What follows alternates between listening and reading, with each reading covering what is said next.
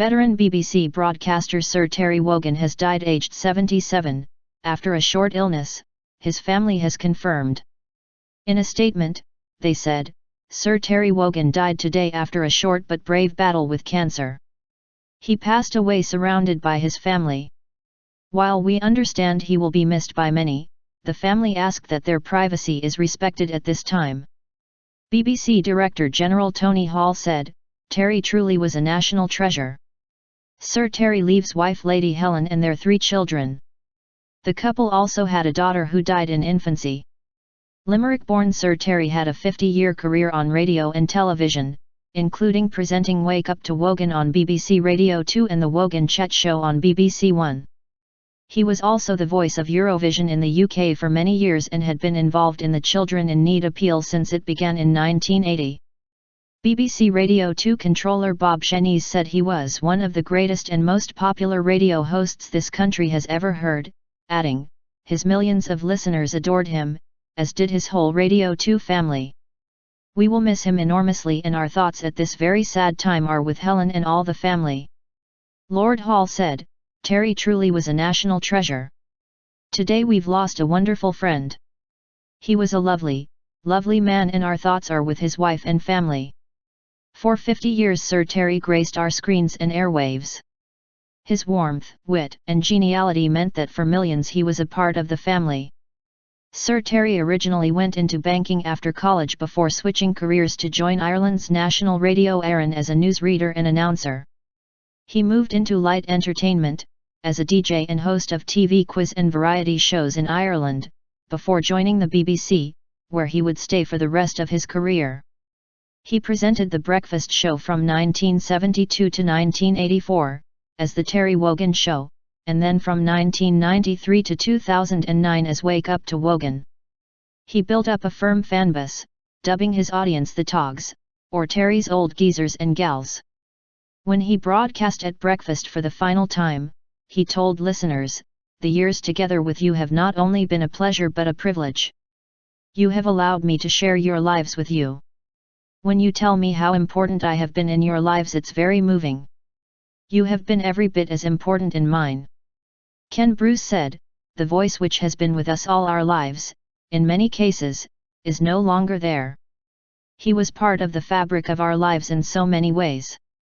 Jeremy Vine said Sir Terry was probably the greatest broadcaster since the invention of the microphone.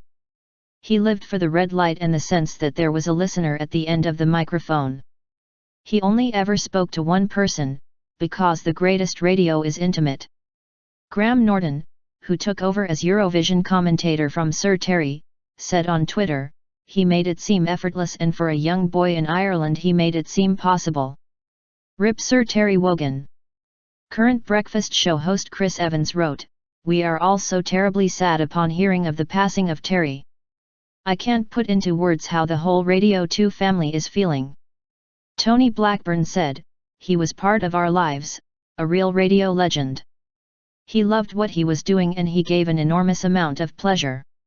Dermot O'Leary said that, growing up in an Irish family, Sir Terry was a signpost of home. He described Sir Terry as one of the foundations of broadcasting in this country, adding, you feel his presence around Radio 2. He's the bedrock of the place. Bond star Sir Roger Moore praised Sir Terry's charity work, tweeting, Terry was the most brilliant fundraiser. My fav memory was when someone bid 75k for CIN children in need to have lunch with us both. A privilege. Dara O'Brien tweeted, terribly sad news about Terry Wogan dying. Hard to quantify what he achieved, not just in broadcasting but for the Irish in Britain. Hard to separate what he achieved and the accent he did it in, from the times in which he did it.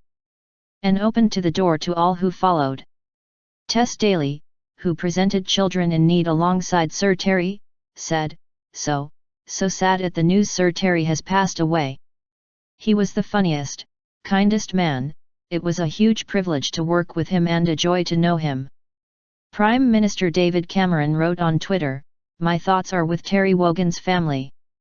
Britain has lost a huge talent, someone millions came to feel was their own special friend. President of Ireland Michael D. Higgins said, Always proud of his origins in Limerick, he made many returns to his native country for television and radio projects.